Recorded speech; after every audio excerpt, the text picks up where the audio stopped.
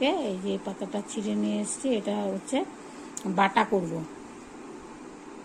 কালো জিরা, কাঁচা লঙ্কা আর লবণ, একটু যে মিষ্টি খাবে যারা তারা হচ্ছে মিষ্টি খেতে পারবে। তার সাথে কয়েকটা হচ্ছে সুজি কুচুর পাতাও ছিঁড়ে এনেছি। দেখুন, আজকে টবের এগুলো রান্না করব। তার সাথে তো অন্য অন্য থাকছে, কিন্তু এটা একটা সুজি কুচুর পাতা বন্ধুরা দেখুন কত বড়, এটার মধ্যে সব তুলে এনেছি। এগুলোকে কুচি কুচি করে কেটে নেব, তারপরে একটু ফ্রাই করব। এই যে কুচি কুচি করে কেটে নিলাম, এখন এটাকে একটু জলে ভাপিয়ে নেব, তারপরে তেল দিয়ে ফ্রাই করে মিক্সিতে ব্লেন্ড করে নেব। কড়াই বসিয়ে দিয়েছি, এর মধ্যে গরম জল দিয়ে দিয়েছি। এখন হচ্ছে এগুলো দিয়ে দেব, দিয়ে এটাকে ভাপিয়ে নেব।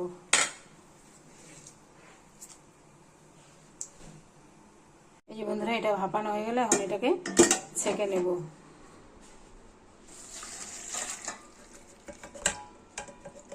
ছেঁকে নিয়ে আর একটু ভালো করে ধুয়ে নেব।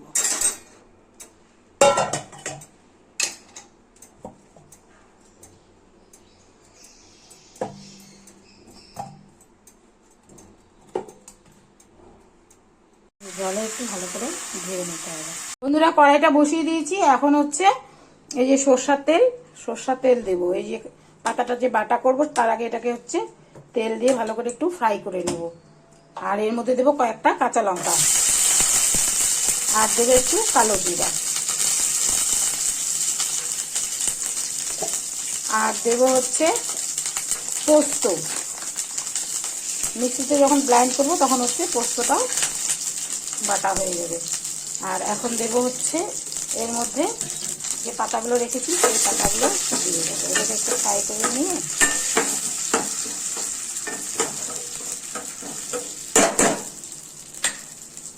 এই পাতাগুলো দিয়ে দেবো।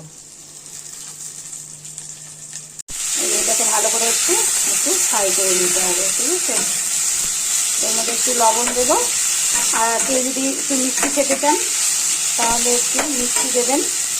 আমি এর মধ্যে হচ্ছে লবণটা দিয়ে দিলাম।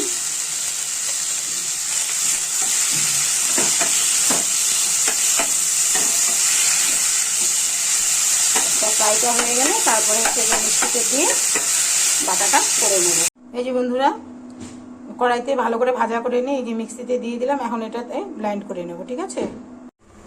এই দেখুন বন্ধুরা, মিক্সিতে হচ্ছে ব্লেন্ড করে নিলাম। যদি মনে হয় যে এটা একটু শক্ত হয়ে গেছে বা পোস্তটা ঠিকমতো বাটা হয় না, একটু কাঁচা সরষের তেল দিয়ে দেবেন, জল দেবেন না কিন্তু, ঠিক আছে। এই যে বন্ধুরা দেখুন, আমার সুন্দর পেস্টটা হয়ে গেছে। এখন এটাতে বাটিতে ঢেলে নেব। এই যে বন্ধুরা, বাটাটা আমার হয়ে গেল। এর মধ্যে একটু কাঁচা সরষের তেল দিয়ে দিয়েছি, আর দুটো কাঁচা লঙ্কা সাইড দিয়ে দিয়েছি। আপনারা এইভাবে করে খাবেন। ভালো লাগলে অবশ্যই লাইক, শেয়ার, কমেন্ট করতে কিন্তু ভুলবেন না, ঠিক আছে।